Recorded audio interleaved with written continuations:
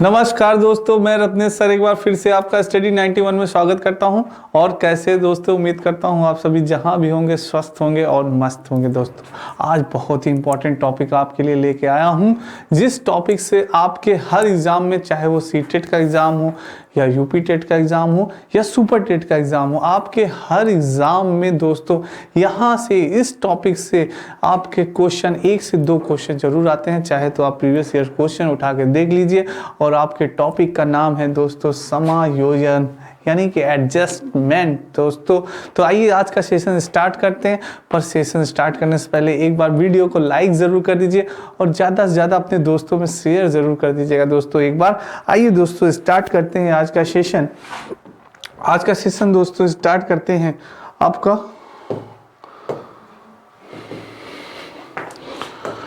दोस्तों Sigmund Freud का सिद्धांत। सिगमंड फ्रायड ने कौन सा सिद्धांत दिया था दोस्तों? सिगमंड फ्रायड ये महान आत्मा थे।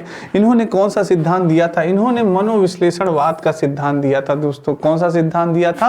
मनोविश्लेषणवाद का सिद्धांत किसने दिया था? आपके एग्जाम में कई बार पूछा गया है दोस्तों।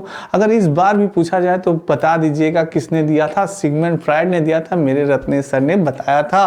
और इस महान आत्मा का कहाँ के निवासी थे? ये महान आत्मा ऑस्ट्रिया का निवासी था। दोस्तों कहाँ के थे? ऑस्ट्रिया के निवासी थे, वियना नामक शहर के निवासी थे ये। और इनका जन्म कब हुआ दोस्तों? इनका जन्म हुआ था 6 मई 1856 ईस्वी में। इस महान आत्मा का जन्म हुआ था दोस्तों। मृत्यु कब हुई? 23 दिसंबर 1939 ईस्वी में इस महान आत्मा की मृत्यु हो गई थी दोस्तों। बस 15 मिनट दीजिएगा दोस्तों, आपके इस छोटका वीडियो में आपका ये कॉन्सेप्ट यूं क्लियर हो जाएगा। सभी लोग ध्यान बनाए रखिएगा दोस्तों। आइए स्टार्ट करते हैं दोस्तों। आपका यानी फ्रायड के अनुसार इस सिद्धांत में मन या मस्तिष्क का विश्लेषण किया। फ्रायड ने किसने? मन या मस्तिष्क का विश्लेषण किया था। और इन्होंने 3 प्रकार के मन बताए। कितने प्रकार के मन बताए?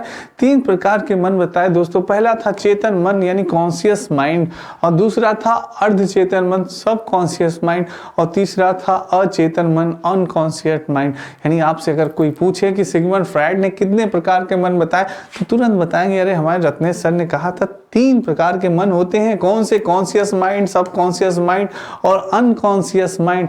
यानी चेतन मन, अर्धचेतन मन, अचेतन मन। चेतन मन 10% और अचेतन मन आपका 90% होता है दोस्तों। चलिए ये भी आपका कॉन्सेप्ट क्लियर हो गया कि मन या मस्तिष्क का विश्लेषण किया जाता है। सिगमंड फ्रायड ने किया था। कितने प्रकार के मन बताए थे?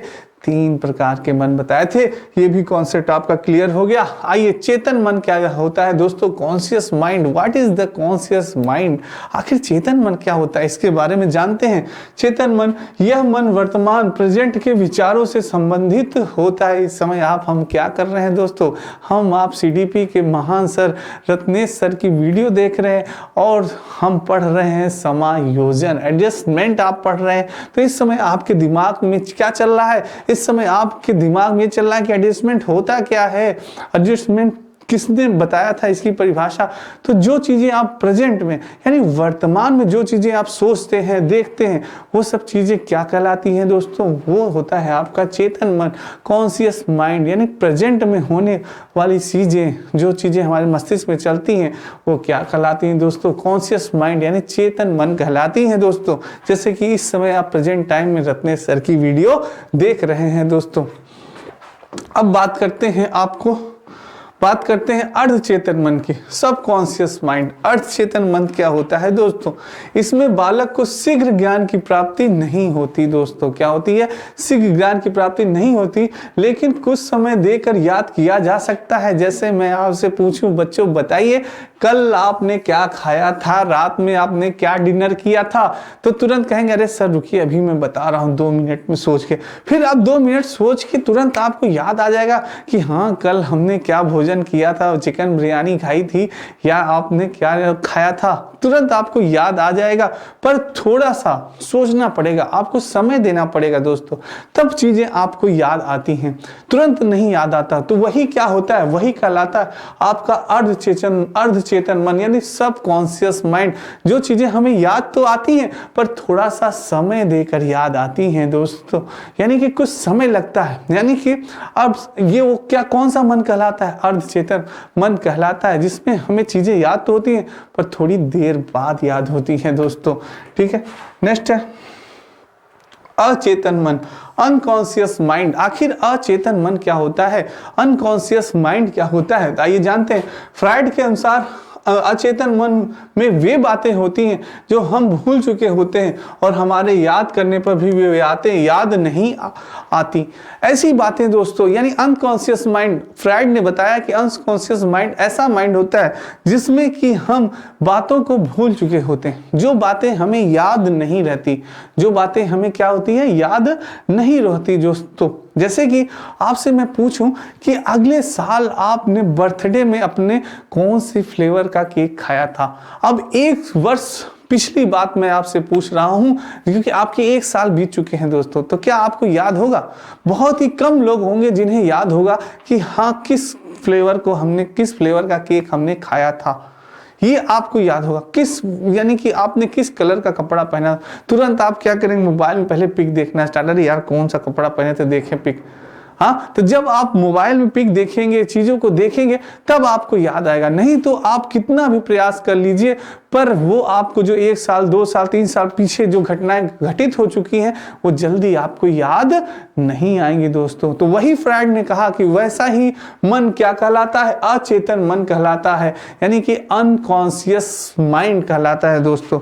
अब आपको क्लियर हो गया होगा चेतन मन, अचेतन मन, अचेतन मन और अनकॉन्शियस माइंड दोस्तों। समायोजन, अब बात करते हैं एडजस्टमेंट क्या होता है दोस्तों। समायोजन क्या होता है, किसी भी परिस्थिति के अनुसार स्वयं को ढाल लेना ही समायोजन कहलाता है, ताकि हम अपनी आवश्यकताओं को संतुष्ट कर सकें दोस्तों। समायोजन क्या कहला होता है, एडजस्टमेंट आप कर सकते हैं दोस्तों। समायोजन आपको कहने पे शायद हिंदी का अर्थ न समझ में आए, पर एडजस्टमेंट कहने पे तुरंत ही, जैसे कहीं भी दोस्तों हम जैसे ट्रेन में सफर कर रहे हैं, बस में सफर कर रहे हैं या कहीं भी सफर कर रहे हैं या अपनी लाइफ में ही हमें कहीं कहीं पे एडजस्टमेंट करना पड़ता है दोस्तों। कुछ चीजों से हमें समझौता करना पड़ता है। जैसे दोस्तों हम बस ट्रेन में सफर कर रहे हैं, अगर ट्रेन में सफर कर रहे हैं तो हम 2 लोग बैठे हुए हैं, सीट पे जगह है, फिर भी हम तीसरे व्यक्ति को जरूर बैठा लेंगे, अरे भाई आइए एडजस्ट करने।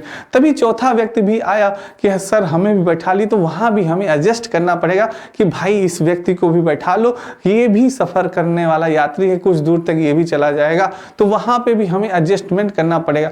पर दोनों को एडजस्ट करना पड़ेगा दोस्तों, हमें भी एडजस्ट करना पड़ेगा जिसकी सीट है, और जो यात्री बैठेगा उसे भी एडजस्ट करना पड़ेगा कि अब ये नहीं कि वो आराम से फैल के बैठ जाए वहां पे, नहीं, उसको थोड़ी सी ही जगह मिलेगी, पर वो थोड़ी जगह बैठने भर की जगह मिलेगी, वहां भी इसको एडजस्ट करना पड़ेगा। कभी हमें दोस्तों कम खाना मिलता है, कभी हमें ज्यादा खाना मिलता है, पर थोड़े से खा के भी हमें जीवन यापन करना पड़ता है। इसी तरह से हमें कभी कभी पापा मम्मी कम पॉकेट मनी देते हैं, कभी अधिक पॉकेट मनी देते हैं, तो कम पॉकेट मनी भी हमें एडजस्टमेंट करना पड़ता है। चलो यार चलो चल जाएगा, इतने में ही चल जाएगा पैसे में। तो वही चीज है, क्या कहलाता है दोस्तों, समायोजन। किसी भी परिस्थिति के अनुसार स्वयं को ढाल लेना ही समायोजन कहलाता है, ताकि हमें अपनी आवश्यकताओं को संतुष्ट कर सकें। कहीं भी आप जाइए, किसी भी जगह पे जाइए, अपने आप को वहां पे ढाल लीजिए दोस्तों। किसी भी, अगर आप गांव में जाते हैं, अगर शहर के आप निवासी हैं तो गांव में जाइए तो वहां क्या ही वेशभूषा, वहां की ही भाषा बोलिए। नहीं तो अगर आप शहरी भाषा बोलेंगे तो यही कहेंगे देसी चिरैया मराठी बोल। वही चीज है दोस्तों, वहां पे जाइए तो वहां के हिसाब से आप ढल जाइए, यानी जैसा देश वैसा भेष। ठीक है दोस्तों, नेक्स्ट है आपका, नेक्स्ट है कुसुमायोजन। कुसुमायोजन मेलिडिजस्टमेंट दोस्तों, जस्ट समायोजन का अपोजिट, यानी एडजस्टमेंट का जस्ट अपोजिट। किसमें व्यक्ति यदि किसी वातावरण में अपनी आवश्यकताओं की पूर्ति नहीं कर पाता तो वो क्या होता है, कुसुमायोजन कहलाता है दोस्तों। यानी आप कहीं एडजस्ट नहीं कर पा रहे हैं दोस्तों, कहीं भी आप जा रहे हैं, आपको दिक्कत परेशानी हो रही है, न गाँव में आप एडजस्ट कर पा रहे हैं, न शहर में एडजस्ट कर पा रहे हैं, तो वो क्या होगा दोस्तों, कुसुमायोजन कहलाता है, एडजस्टमेंट कहलाता है दोस्तों। ठीक है, कुसुमायोजन के तत्व होते हैं जैसे दबाव दोस्तों, प्रेशर। दबाव का कारण प्रतियोगिता होती है या किसी भी कार्य को शीघ्र करना होता है, आत्मसम्मान या जीत के लिए व्यक्ति दबाव में आता है। जैसे प्रेशर, किसी चीज का प्रेशर, जैसे आपको सीटेट निकालना है, अरे यार इस बार सीटेट निकालना है, चाहे जैसे 120 या 130 नंबर हमें लानी है, तो वो क्या एक प्रेशर है, मेंटली प्रेशर है आपको, तो वो दबाव कहलाता है दोस्तों। कुंठा, कुंठा होगा यहाँ पे कुंठा होगा दोस्तों। निश्चल मनुष्य को किसी भी इच्छा में बाधा आने के कारण उसकी उम्मीद खत्म हो जाती है, वह कुंठा कहलाती है। जैसे आप किसी चीज की तैयारी कर रहे हैं और आप उसको बार बार उस चीज की तैयारी कर रहे हैं और असफल हो जा रहे हैं, आप किसी वजह से सफल नहीं हो पा रहे, तो आपके मन में धीरे धीरे कुंठा स्थापित हो जाएगी, अरे यार क्या तैयारी करें, बार बार हम फेल हो जा रहे हैं। पर ऐसा करिएगा नहीं, प्रयास करते रहिएगा। प्रयास करने वालों की कभी हार नहीं होती दोस्तों। तो वही क्या कहलाती है, कुंठा कहलाती है। तनाव, स्ट्रेस, तनाव के बारे में क्या बताना दोस्तों। जब व्यक्ति किसी कार्य के वातावरण और मांग के अनुरूप नहीं कर पाता तो वह तनाव में आ जाता है। यानी कि आपके अनुरूप कोई कार्य अगर नहीं होता, जो आप चाहते हैं वो कार्य मिलता नहीं है आपको, तो आप क्या आ जाते हैं, तनाव में आ जाते हैं। वही है स्ट्रेस। द्वंद्व क्या होता है, कॉन्फ्लिक्ट क्या होता है दोस्तों। जब मनुष्य में एक ही समय पे दो शक्तियां जागृत हो जाती हैं, तब मनुष्य के अंदर द्वंद्व उत्पन्न हो जाता है दोस्तों। क्या हो जाता है, द्वंद्व। जैसे आपके पास दो माइंड होते हैं, एक ये आपके दिमाग में कभी भी कोई कार्य होता है कि जैसे आपको सिनेमा देखने जाना है, कोई अच्छी फिल्म मूवी लगी है, तो आपके दिमाग में एक दिमाग कहेगा अरे यार चलो पिक्चर देखें, बहुत अच्छी मूवी है। पर एक दिमाग कहेगा नहीं यार पढ़ना है, हमें पढ़ना is the most important, reading है, इस समय हमारा पेपर लगा। तो ये क्या हो गया, आपकी दो इच्छाएं हैं और आपस में ही द्वंद्व होने लगी दोस्तों। दोनों इच्छाएं आपस में द्वंद्व, नहीं यार मूवी देखना, नहीं यार पढ़ना है। तो ये क्या कहलाता है, आपके मानसिक द्वंद्व कहलाता है दोस्तों। वही चीज है जब मनुष्य में एक ही समय में दो शक्तियां जागृत हो जाती हैं, दो शक्तियां जागृत हो, पढ़ना भी है, मूवी देखना है, तब मनुष्य के अंदर द्वंद्व उत्पन्न हो जाता है दोस्तों। ठीक है, तो दोस्तों आज की क्लास आपको कैसे लगी कमेंट बॉक्स में कमेंट जरूर करिएगा। एक बार लाइक और शेयर जरूर कर दीजिएगा दोस्तों। आज के लिए इतना है, फिर इसी समय पे आपको मिलेंगे फिर नेक्स्ट टॉपिक में आपके छोटका वीडियो के साथ, जिससे आपका कॉन्सेप्ट क्लियर हो जाए। तो दोस्तों आज के लिए राधे राधे, जय श्री कृष्ण, जय हिंद दोस्तों।